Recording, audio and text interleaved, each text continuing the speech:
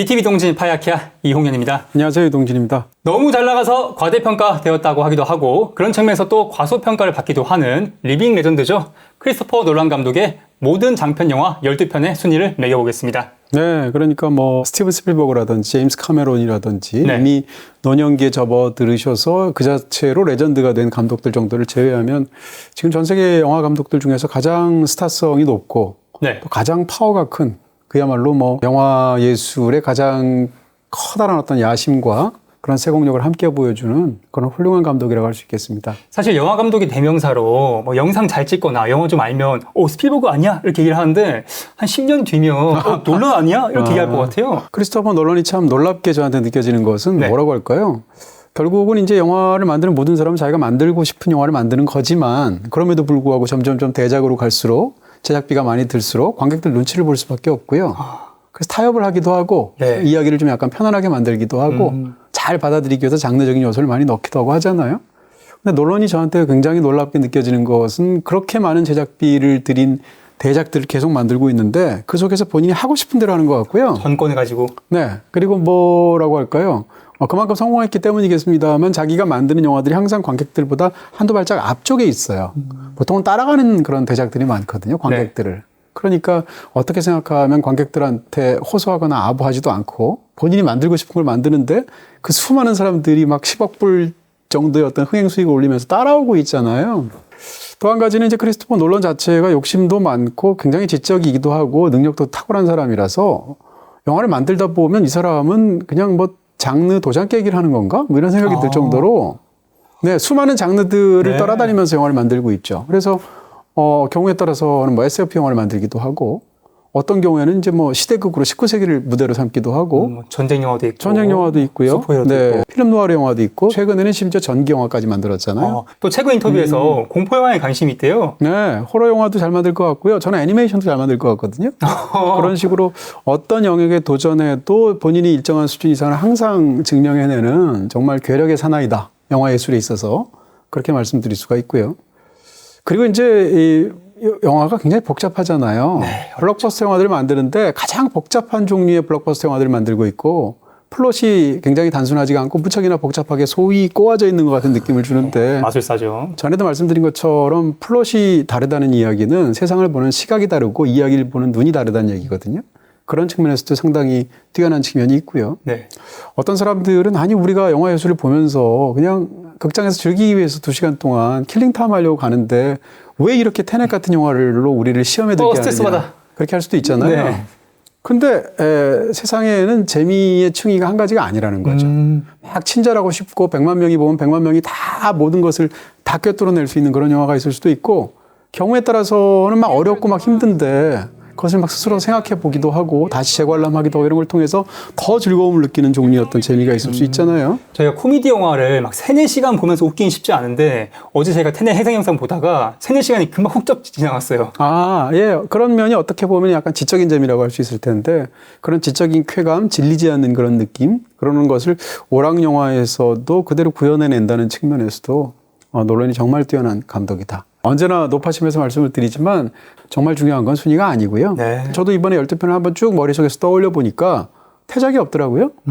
안 좋은 영화가 없어요. 모두 추천. 다 추천할 수 있는 네. 영화이고 상대적으로 조금 덜 좋은 영화가 있을 수 있을 뿐이지 놀런의 영화는 12편이 다 재밌었다는 생각을 하고요. 그 12편을 한 영상에 담아서 해설하는 영상이 저희밖에 거의 없는 것 같더라고요. 네. 그러면서 아주 의미 있는 영상. 네, 그렇게 해서 뭐 짤막짤막하게 물론 설명드리겠습니다만 네. 놀런의 세계를 한번 쫙 보면서 가만히 있어봐 내가 프레스티지 못 봤네 이런 식으로 영화를 찾아보시기도 하고 또 영화를 봤던 어떤 감정을 떠올리시기도 한다면 그것 자체가 그 진짜 목적이다 이런 얘기를 드리게 됩니다. 그렇습니다.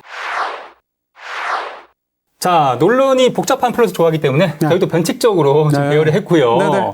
자, 일단 메멘토부터 할까요? 네. 2001년에 나왔죠. 지금의 논란이 있게 한 작품입니다. 자, 메멘토의 순위는요? 네, 메멘토를 일단 배열을 하면 일단 뭐 잘 모르지만 뭐 아마 기념비적인 뭐 3, 4등 정도 아닐까요? 네. 잘 모르겠습니다. 일단 안전하게 앞에 세 개가 있다는 얘기네요. 많이 안 움직이는 범위 내에서 네.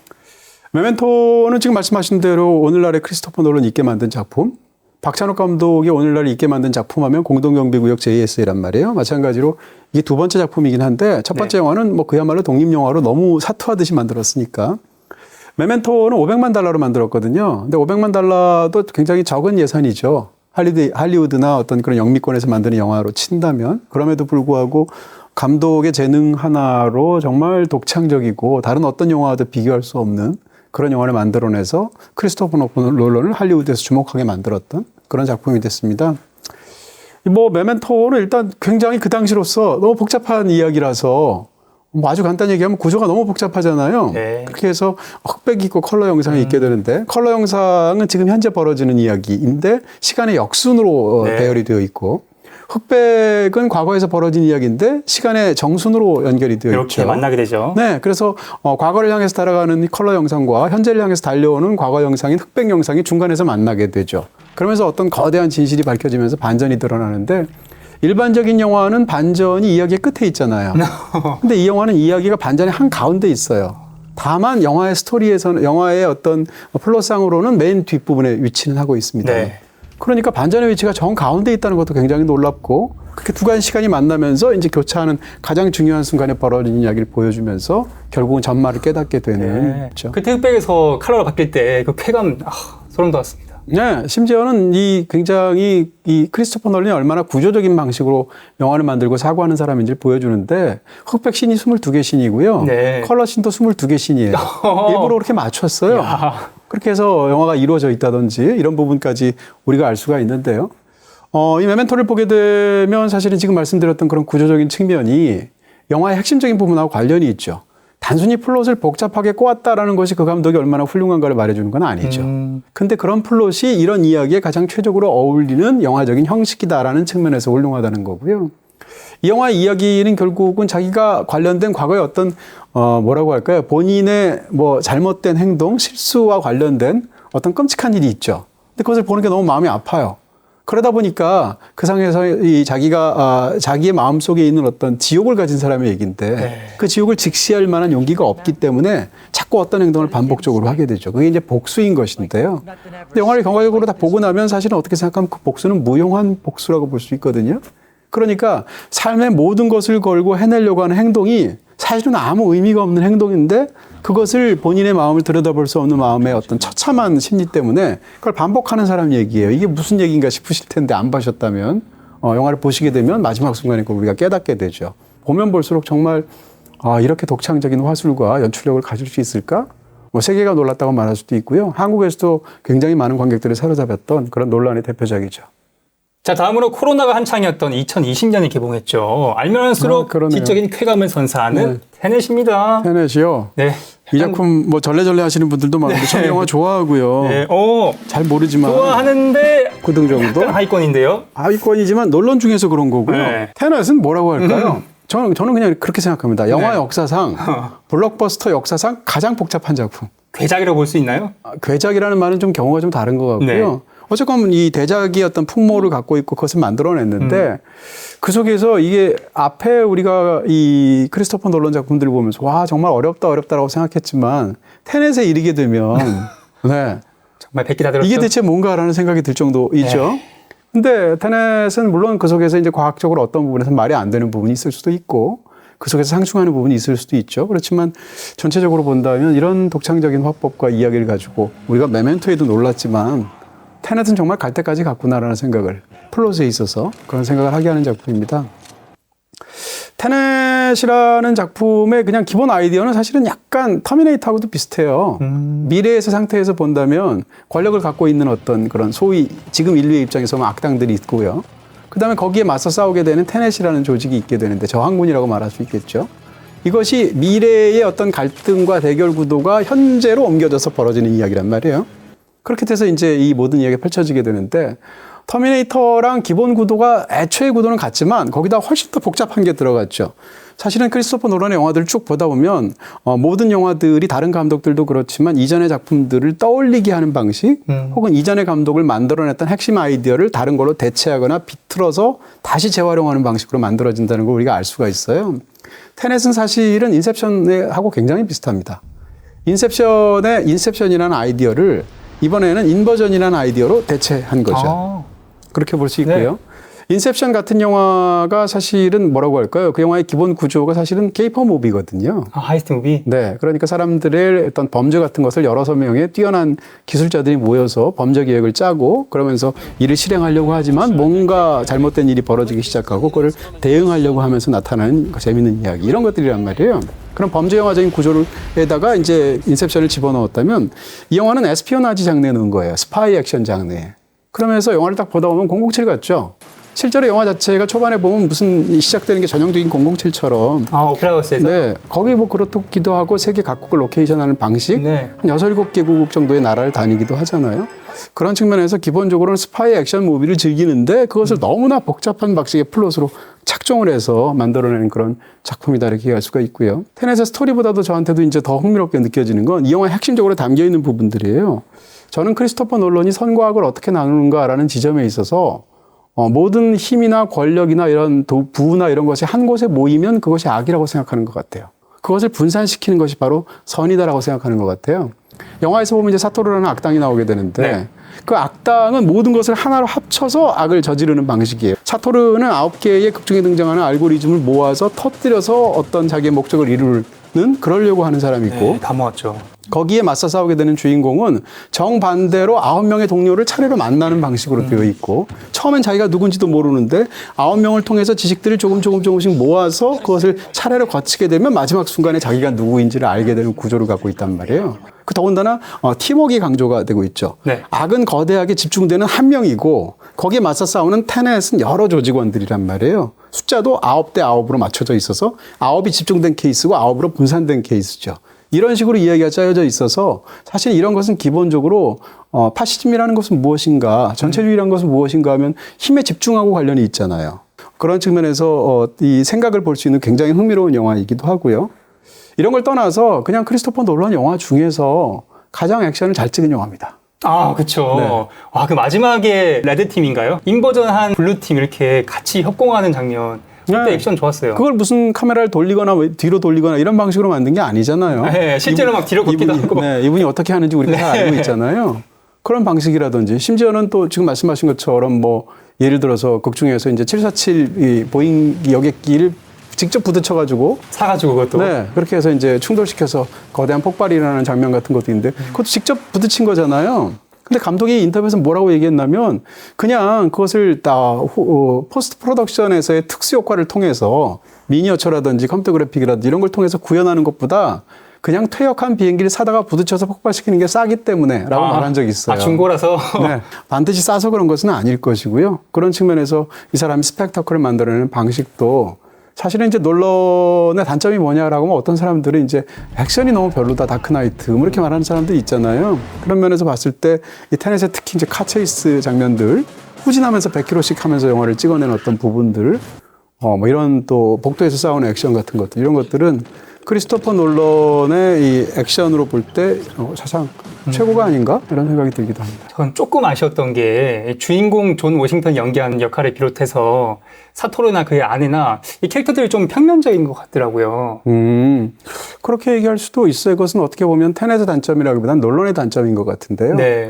놀런의 영화들에선 사실은 저는 단점이 배우가 덜 보인다라는 단점이 있어요. 이렇게 훌륭한데도 불구하고 배우가 좀 덜 남는 느낌이 있고요. 네. 그 이유는 플롯이 너무 중요하거든요. 이야기라는 방식이 너무 중요하고 네. 그 속에서 상대적으로 반전 같은 게 굉장히 중요하단 말이에요. 그런 측면에서 예를 들면 테넷의 주인공이 어떤 사람인지 얼마나 대단한 사람인지는 마지막 순간에 밝혀지게 되는데 그것을 마지막 순간에 밝히기 위해서는 앞부분에서 상당히 그 사람의 성격이나 뭐 위치나 이런 것들을 생략하거나 줄이거나 감추거나 해서 묘사를 해야 되잖아요. 그러니까 사람 자체가 상대적으로 뭐라고 그럴까요? 덜 이입하게 되죠. 그런 측면에서 테넷의 특징이기도 하고 사실은 크리스토퍼 노런의 일반적인 특징이기도 해요. 그런 측면에서 이번에 오펜하이머가 좀 유달리 다른 또 다른 그러네요. 뛰어난 점이 있지 않겠나 싶기도 합니다. 네, 이 영화도 미친 대작이죠. 한국 천만 영화이기도 합니다. 인터스텔라. 지구멸망 베스트에서 다뤘는데요. 네. 인터스텔라의 순위는 과연? 인터스텔라요. 네, 제 인생 영화입니다, 평론가님. 그렇죠. 잘 봐주세요. 네, 이 정도는 해야 되는데. 네, 나쁘지 않네요. 위칸이에요. 아래칸이 아니고. 네. 인터스텔라는 여태까지 만든 영화 중에서도 놀런의 가장 큰 대작이 아닌가? 라고 생각이 들고. 그렇습니다. 네, 이 영화는 뭐 지적이기도 하고 우아하기도 하고 무엇보다도 영화가 굉장히 장엄하기도 하면서 네. 우주에 관한 사실은 영화가 어떻게 보면 디스토피아적인 상황임에도 불구하고 우주에 관한 꿈과 낭만과 그에 대해서 알고 싶은 우리 어떤 지식욕과 이런 쪽으로 불을 밝혀주는 영화인 것 같아요. 그런 면에서 놀랍다라는 정도로 정리하겠습니다. 이미 말씀해 주신 대로 다 저희가 이야기를 했으니까요. 자, 이 영화도 역사적인 영화죠. IMDb 평점 랭킹 무려 14위입니다. 아, 그래요? 그리고 왓챠피디아 평점이 4.4예요. 네. 인셉션입니다. 네. 4.3은 엄청 높은 거잖아요. 자, 뭐 인셉션. 동메달 정도는 주시지 않을까 싶은데 들어갈까요? 이 정도가 아닐까 일단? 인셉션은 상대적으로는 저는 엄청 좋게 보시지 않는 아니죠? 이렇게 다 12편의 추천작이 있는데 다른 분들에 비해선 5번째. 다른 분들이 얼마나 좋아하는지 제가 모르고요. 네, 제 입장에서는 무척이나 훌륭한 영화, 뛰어난 영화라고 생각하고요. 인셉션 같은 경우에 인셉션은 뭐라고 할까요? 아까 말씀드린 대로 이제 케이팝 무비, 하이스트 무비를 SF적인 상황 속에서 집어넣어서 굉장히 창의적으로 만들어낸 그런 네. 작품이고 이 영화 뭐 2억 달러 가까운 그런 돈을 들였잖아요. 근데 이런 대작을 만들면서 이렇게 독창적이고도 어떻게 보면 생경하고 낯설 수 있는 작품을 만들어낸 그런 배짱과 야망이 정말 대단하다라는 생각을 당시에도 했었고요. 크리스토퍼 놀런은 장르도 장르이지만 본인이 어떤 한 영화에서 어떤 하나의 개념, 핵심적인 모티브를 다룬다고 했을 때 그걸 극단적으로 추구하는 경향이 있어요. 예를 들어서 마술 하면 프레스티지에 관해서 탐구를 한다던가, 뭐 기억한 메멘토에서 탐구한다던가, 우주라고 하면 인터스텔라라든지. 끝이 보네요. 네, 인셉션이 놀라운 건 이제 꿈에 관해서인데 사실은 꿈을 다루는 영화가 너무너무 많습니다. 그리고 일단 영화 자체를 꿈이라고 우리가 이야기를 하잖아요. 네. 할리우드를 꿈의 공장이라고도 말하고. 그러니까 100년도 넘게 영화는 꿈이라는 것을 테마를 혹은 모티브를 가지고 수도 없이 반복적으로 영화를 만들었는데 적어도 이런 방식으로 꿈을 다루는 영화는 없었죠.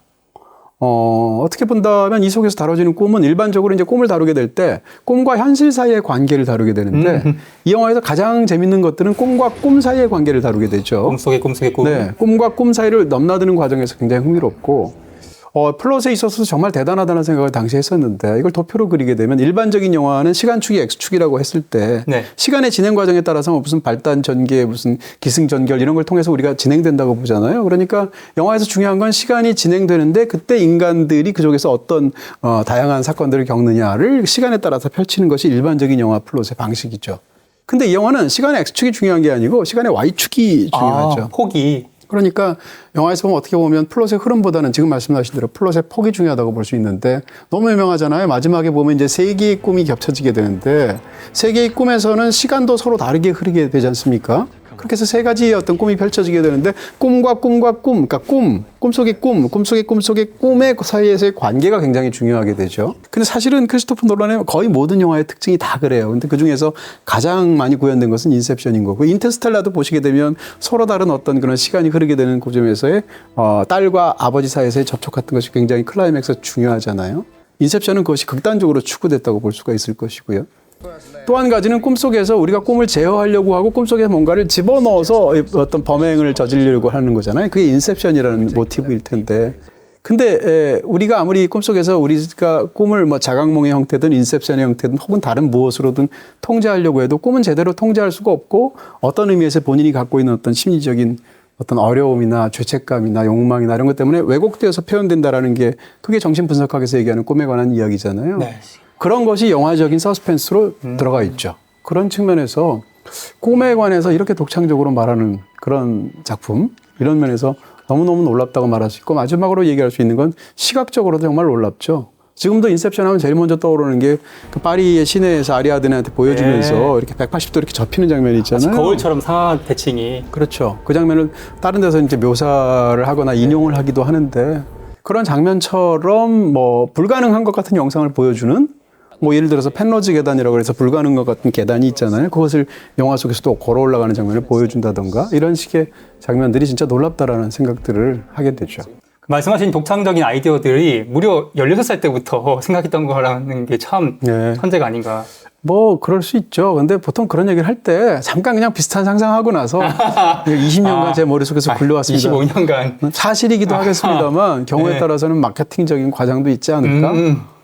자, 다음은 19세기 말 런던을 배경으로 두 라이벌 마술사의 비극적인 복수극을 그린 프레스티지입니다. 2006년작이죠. 네. 논란 영화 아닌 줄 아시는 분도 많으신데요. 자, 미지의 네. 사인. 나쁘지 않네요. 프레스티지 어떤 영화죠, 근데? 지금 말씀드린 대로 논란 영화 중에서 시대극이라는 점에서도 굉장히 독특한 느낌이 있고, 네. 그다음 논란 영화 중에서 이제 전체적으로 상대적으로 계속 비교를 하게 되는데 드라마로 치면 가장 강렬한 드라마가 아닌가? 12편 중에서. 어떻게 보면 아마데우스랑 약간 비슷한 이야기처럼 보이기도 해요. 네. 아마데우스처럼 확연하게 두 사람의 어떤 재능이 갈리는 건 아니지만 한 사람은 상대적으로 마술사로서 쇼맨십이 뛰어나고 또 한 명은 또 상대적으로 실력이 더 좋기도 하고 둘은 같이 사숙한 관계란 말이에요. 같은 마술을 배우면서 아주 절친한 그런 친구로 자랄 수 있는 그런 관계인데 마술을 시행하는 과정 속에서 한 사람의 잘못으로 실수로 다른 사람이 아내를 잃게 되고 그 때문에 복수국으로 역시 또 마술을 빙자해서 상대를 권총으로 손가락을 날리게 되죠. 치킨 게임이죠, 뭐. 그러니까 한쪽은 아내를 잃게 되고 상대 네. 때문에 한쪽은 손가락이 날아가게 되죠. 그런 상황에서 서로 이제 원한을 가지게 되고 서로에 대한 어떤 경쟁심과 복수심과 야망과 뭐 이런 어떤 여러 가지 집착과 이런 걸로 해서 어떻게 보면 같이 멸망해 가는 것 같은 서로가 서로를 복수를 벌이는 것 같은 그런 강렬한 이야기가 영화 속에서 펼쳐집니다. 그리고 둘 사이에는 약간 이중 스파이 구실을 하는 것 같은 그런 캐릭터도 있죠. 그 여성은 이제 스칼렛 조앤슨이 맡고 남은 두 배우는 크리스천 베일하고 휴 잭맨이잖아요.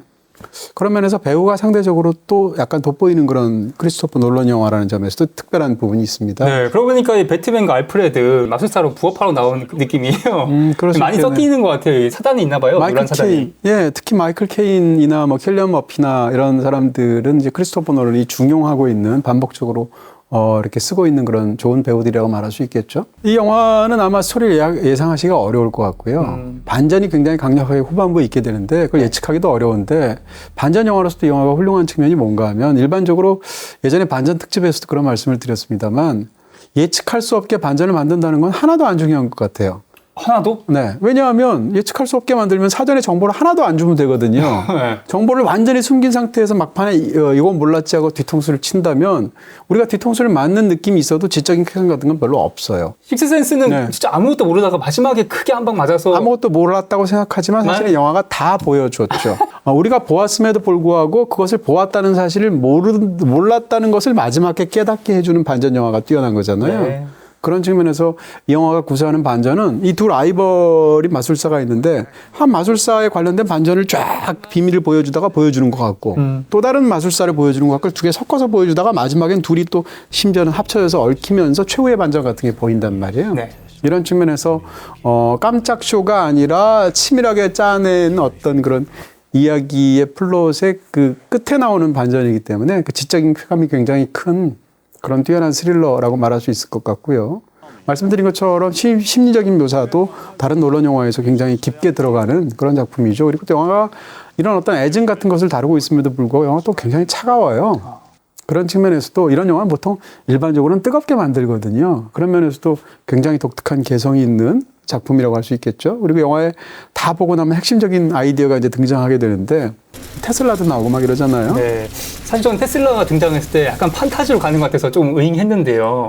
물론 이제 테슬라와 에디슨의 관계가 이 마술사의 관계 같아서 네. 좀 비교되긴 했는데 그런 것도 묘사가 되고 있죠. 네. 또 테슬라로 나온 배우가 데이빗 보위예요. 그런 측면에서도 또 데이빗 보위를 좋아하는 사람이면 또 이 영화를 기억할 수 있을 만한 부분이 있을 것이고 어찌됐건 19세기 말은 뭐 마술의 시대이기도 하지만 극중의 상황으로는 사실은 과학의 어떤 전지전능함을 믿었던 시대잖아요. 네. 그런 것하고도 영화가 또 묘사가 되어 있어서 영화에 보다 보면 이건 마술이 아니고 과학이다 뭐 이런 비슷한 대사가 나오는데 네. 거기랑 관련된 어떤 굉장히 재밌는 이야기가 또 후반에 펼쳐지기도 합니다. 이런 측면에서 아마 종반부의 상황을 예측을 못 하실 텐데 아주 재미있는 그런 영화라고 말할 수 있을 것 같습니다.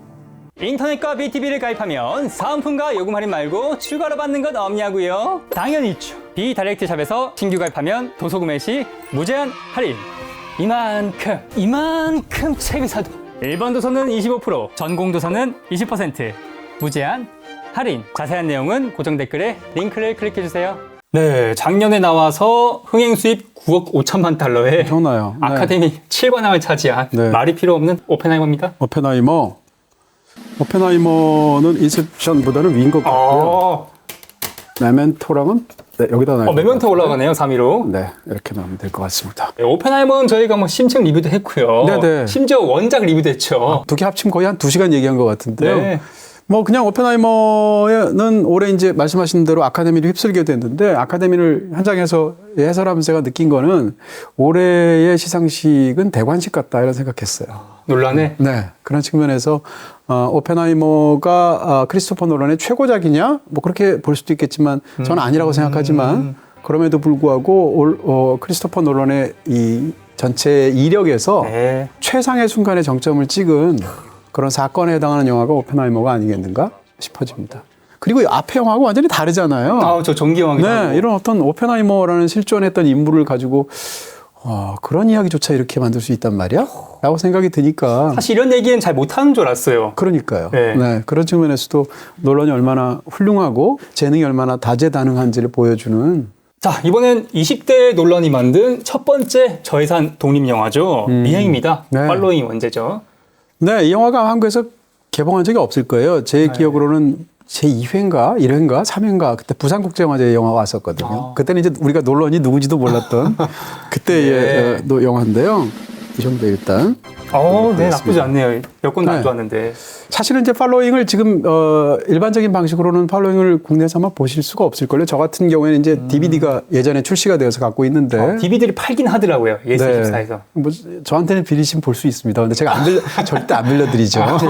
그럼 CD 꼽으면 안 되나요? 안 돼요. 절대 안 되고요. 그런 방식을 용인하지 않습니다. 근데 어쨌건 이 미행이라는 영화의 제작비가 $6,000. 6천만 달러가 아니고 6천 달러. 그러니까 우리 돈으로 800만 원? 카메라 한 2개 사겠는데요? 카메라도 대여하죠. 네. 그러니까 당시의 그 기록들을 저도 이제 재밌어서 찾아봤는데 찾아보면 그냥 아예 런던에서 택시 한 대를 대절을 했다고 하고요. 네. 택시 한 대에 배우들이랑 스텝이랑 모든 그 촬영 기자들을 다 집어넣었대요. 한 대에. 한 대에. 트렁크에 다 넣은 거죠. 그리고 배우라고 해봤자 영화에서 보면 보통 2명 아니면 3명까지 나오거든요. 그런 상황에서 운전도 아마 했을 거고 자기가 직접. 스텝이라고 해봤자 몇 명 없었던 거죠. 그러니까 택시 안에 모든 기자재와 촬영 인력과 배우가 다 들어갈 정도로 이 영화를 만든 거죠. 그 촬영을 주말에만 했어요. 왜냐하면 배우들이 다 생업에 있는 사람이거나 친구들이라서 주말에 시간 날 때만 했고요. 그 다음에 필름으로 찍던 시대잖아요. 네. 20세기니까. 그래서 영화를 찍을 때 필름값이 너무 아까우니까 리허설을 어마어마하게 했대요. 연극처럼? 리허설을 수도 없이 반복해서 절대 NG가 안 나게 리허설 한 다음에 거의 모든 장면을 한 번 찍었대요. 그럴 정도로 만든 작품이거든요. 그러니까 돈이 1,000만 원도 안 들게 영화를 만든 거예요. 그런 측면에서 영화는 굉장히 이제 빈약한 환경에서 만들어진 작품이지만 크리스토퍼 놀런의 시작이 어디였는지, 놀런의 유전자는 어떤 거였는지를 고스란히 보여주는 작품. 어떻게 생각하면 물론 이제 그 영화는 제대로 A급으로 만든 영화지만 봉준호 감독의 플란다스의 계라는 첫 번째 작품을 보다 보면 봉준호 감독은 처음부터 이 사람의 세계관과 이 사람의 영화 언어에 대한 이해와 사랑과 야망과 이게 고스란히 녹혀 있는 작품이란 말이에요. 그 우리가 확인할 수 있어요. 마찬가지로 이 팔로잉을 보게 되면 미행을 보게 되면 놀런의 시작이 그랬구나라는 걸 우리가 이해할 수 있고요. 이때부터 플롯을 가져오던 거죠? 이때에서의 플롯은 어떻게 생각하면 이제 편집에 의한 플롯에 가까울 수도 있고 결과적으로 얘기하면 영화에서 보는 많은 사건들이 결과를 먼저 보여주고 원인이나 이유를 나중에 보여주죠. 또 우리가 일반적으로 이유를 먼저 보여주고 나중에 결과를 보여줘야 이입을 할 수 있거든요. 아, 저렇게 돼서 인물이 저렇게 됐구나라고 하니까 이입해서 아, 불쌍하다 혹은 위기를 겪는다 혹은 힘들다 혹은 저런 나쁜 놈 이렇게 얘기하게 되는데 팔로잉 같은 영화들, 메멘토 같은 영화들은 그렇지 않단 말이에요. 그런 면에서 영화에서 벌어지는 사건이 이게 뭐지 하면서 굉장히 당혹감 속에서 탐색하게 하는 그런 방식을 사용하고 있다는 건데 팔로잉을 굳이 이야기하면 이제 필름 노아르적인 영화라고 말할 수 있을 텐데 전통적인 필름 노아르 장르는 아니지만 이 영화는 일단 흑백 영화이기도 하고요. 범죄 스토리이기도 하고 그러면서 주인공은 그 사이에서 본인이 자기가 무슨 일에 종사하는지도 모르다가 마지막에 뒤통수 맞는 걸로 깨달으면서 관객도 알게 되는 그런 스토리를 갖고 있거든요. 반전이 등장하기도 하고 전통적으로 이 40년대에 최초로 이제 발흥하기 시작해서 지금까지도 영향을 끼치고 있는 필름 노아라는 장르 자체는 어떤 비극이 거기서 벌어진다고 할 때 주인공이 자신이 하고 있는 행동과 자기가 하고 있는 뭐 탐정으로서 형사로서 혹은 범인으로서 하고 있는 일들이 어떤 맥락 속에서 펼쳐지는지를 전체 그림을 못 보기 때문에 벌어지는 어떤 한바탕의 비극. 그런 사건들이 많단 말이에요. 그런 스토리가. 그런 어떤 구조를 갖고 왔다고 볼 수 있고요. 근데 그렇게 만들려면 여러 가지로 만들 수가 있을 텐데 편집이라든지 플롯의 방식을 통해서 그런 것을 뒤섞죠. 그러니까 영화 속에서 벌어지는 상황 속에서 주인공이 왜 저런 일을 겪는지를 우리는 초반에 이해하기가 너무 어려워요. 일반적인 영화처럼 플랫을 정교하게 이렇게 이 플래시백을 친절하게 갖다 붙이는 방식이 아니거든요. 근데 영화를 다 보고 나면 파편화되어 있는 그런 것들을 우리가 알게 되는데 사실은 그것 자체가 어떻게 생각하면 지금 말씀드린 그런 어떤 영화사적인 맥락 혹은 이것이 토대하고 있는 이야기의 특성하고 관련이 있다 이렇게 얘기할 수 있죠. 아주 스토리를 간단하게 얘기하면 남을 몰래 거리에서 어떤 사람을 찍어서 미행하는, 팔로잉하는 것이 취미인 어떤 남자가 있는데 그 남자가 우연히 어떤 다른 남자를 미행을 하게 되는데 그 남자는 도둑질이 취미인 사람이었어요. 정도둑. 네. 그래서 도둑질이 취미인 사람을 미행인 게 취미인 사람이 따라가다 벌어지는 이야기인데 이 이야기가 뒤에 가면 사실은 전혀 그런 얘기가 아니에요. 그러면서 어떤 결말로 간다는 측면에서 굉장히 흥미롭고 어떻게 생각하면 팔로잉은 미리 만든 메멘토 같은 영화입니다. 메멘토처럼 어떤 그런 기억상실증, 단기 기억상실증이라는 테마를 넣고 있지는 않지만 많은 부분에서 메멘토를 떠올리게 하는 부분들도 있고요. 하다못해 시작할 때 보이스 오버나 클로즈업 인서트를 통해서 시작하는 어떤 촬영 방식 혹은 이 뒤섞는 어떤 그런 이야기의 방식, 플롯의 방식 심지어는 또 메멘토에도 흑백 장면이 있잖아요. 네. 그 다음에 주인공이 맨 마지막 순간에 깨닫게 되는 본인이 자기가 무엇을 하고 있는지조차도 몰랐던 어떤 진실 뭐 이런 것들을 밝혀내는 방식까지 어떻게 생각하면 팔로잉에서 자기가 해봤던 것을 훨씬 더 정교하고도 훨씬 더 잘 만든 영화가 메멘토거든요. 이야기는 완전히 다르지만. 자, 다음은 저희가 논란의 외국 영화 탑7에서 다뤘고 네. 또 심층 리뷰도 했던 2017년작이죠. 네. 덩케르크입니다. 너무 사랑하고. 네. 정말 덩케르크 뛰어난 상위권 과연 1, 2등 중 하나겠죠? 네. 일단은 질렀습니다.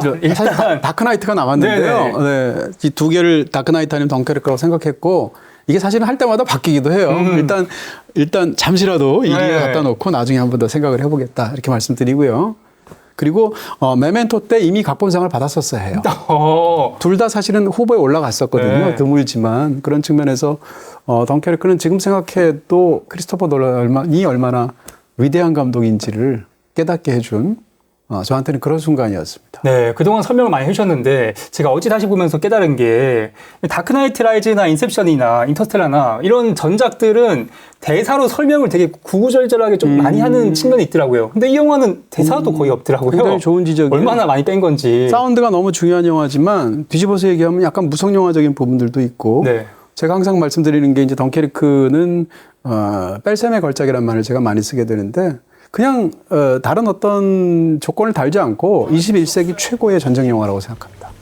놀런의 최고작일 뿐만 아니라 그런 측면에서 덩케르크는 저는 위대한 영화라고 생각하는 쪽이죠.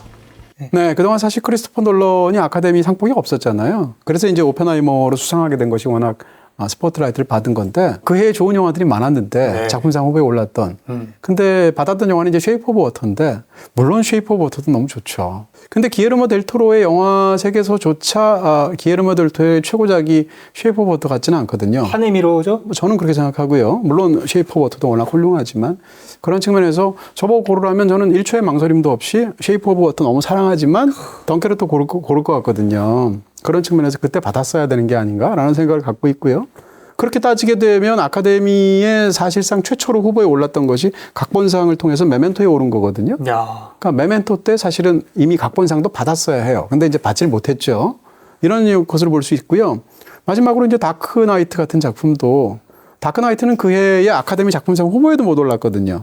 자, 이건 5편 중에. 지금 생각하면 이상하지만. 네. 근데 당시에 후보는커녕 이제 상을 받게 된 작품이 슬럼독 밀리어네어인데 네. 작품상을 받은 게 지금 생각하면 작품상으로 슬럼독 밀리어네어가 훌륭해요? 아니면 다크나이트가 훌륭해요? 하면 대부분의 사람들 후자라고 생각하지 않을까? 저도 그렇게 당연히 생각하고요. 그런 측면에서 상이라는 게 원래 이상한 면도 있고 그런 게 또 재미이기도 하지만 어떻게 생각하면 다크나이트가 이 후보에도 못 들어간 것은 오스카의 스캔들 중에 하나죠. 그런 측면에서 유달리 아카데미랑 사실은 큰 연관이 없어서 이상하게까지 느껴졌던 감독이 네. 홀대받았던 감독이 크리스토퍼 놀란 아닌가 싶습니다.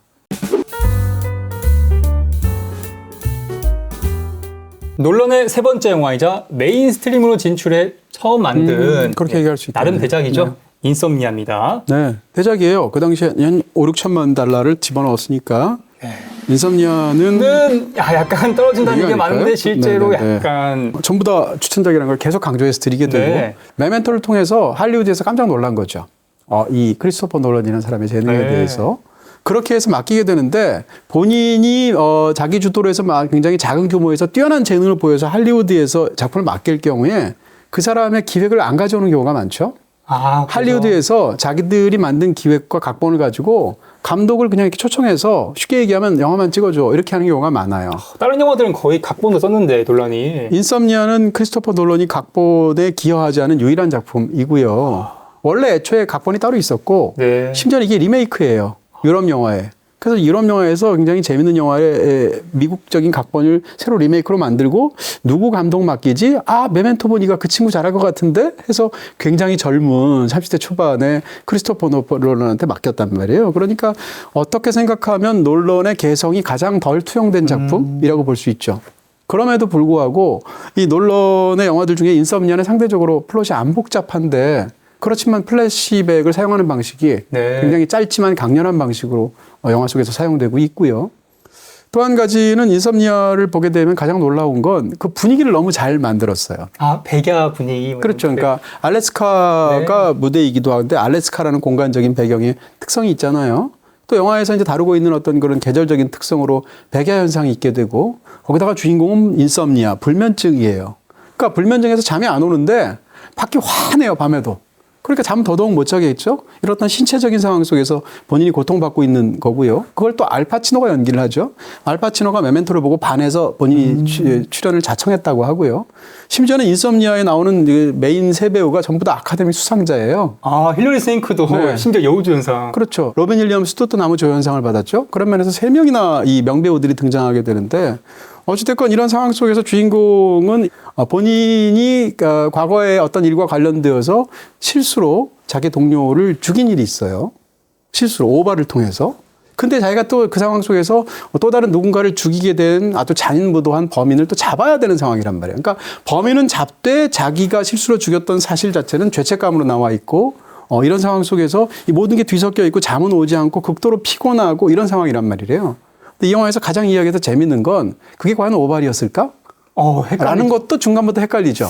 그러니까 이 이야기가 굉장히 재밌는 측면이 있고요. 이 영화에 대한 가장 많은 비판이 감독보다 배우가 큰 것 같다. 유일하게 놀란 영화 중에 어떻게 생각하세요? 전혀 그렇게 생각하지 않고요. 연출력이 굉장히 뛰어난 영화라고 생각합니다. 다만 우리가 이제 오늘날 입장에서 본다면 프레스티지 같은 작품, 인썸니아 같은 작품이 상대적으로 놀란 영화인지를 사람들이 잘 몰라요. 그런 작품인데 이런 부분에서조차도 놀런이 특히 이제 본인이 각본을 쓴 영화도 아닌데 그 속에서 제대로 안 되는 부분이 있고요. 다만 이제 종반부에서 끝날 때 액션 시퀀스나 이런 게 상당히 좀 약간 관습적으로 보이는 부분이 있을 텐데 놀런 스스로도 영화에 자기가 전권을 가지고 100% 만들어낼 수는 없었을 거예요. 다크나이트 3부작이 시작이죠. 배트맨 비긴즈의 배트맨 순위는 과연?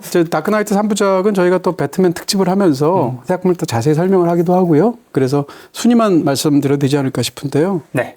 배트맨 비긴즈는 뭐 비어있기도 하고 꼴등 아니면 뭐 아니요 여기죠. 일단 다시 할게요. 자, 인버전 해드릴까요? 프레스티지가 더 나은 것 같아요. 살짝 지금 고민을 했는데요.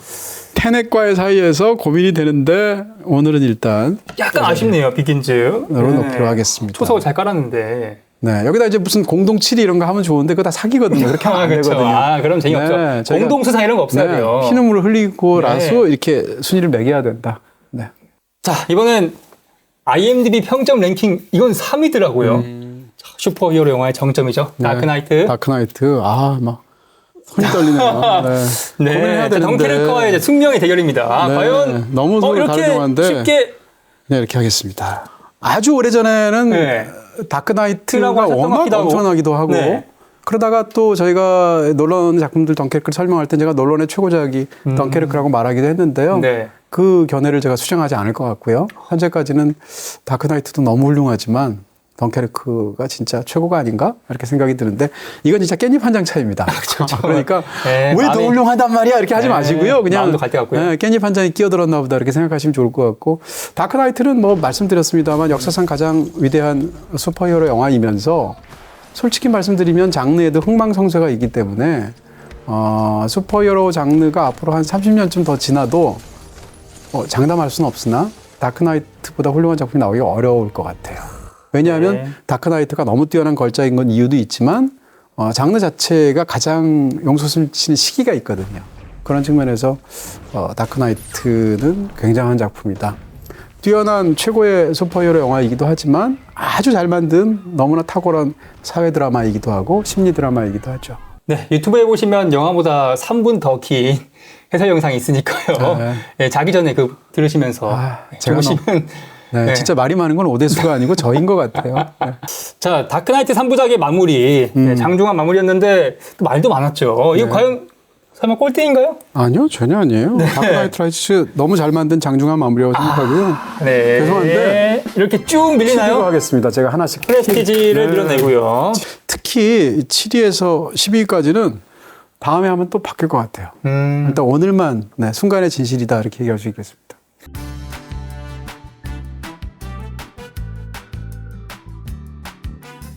노lan 감독님이 정말 꾸준히 쉬지 않고 그러니까요. 2, 3년에 한 번씩 계속 냈더라고요. 그러니까요. 3년 넘게 쉰 적이 없어요. 워커홀릭인 것 같아요. 네. 그리고 위대한 감독, 위대한 예술가들의 많은 공통점 중에 하나가 네. 자기를 너무 사랑하고 또 어떻게 보면 일 중독적인 측면이 있습니다. 그러니까 네. 훌륭한 예술가들은 사실은 질뿐만 아니라 양으로도 훌륭해요.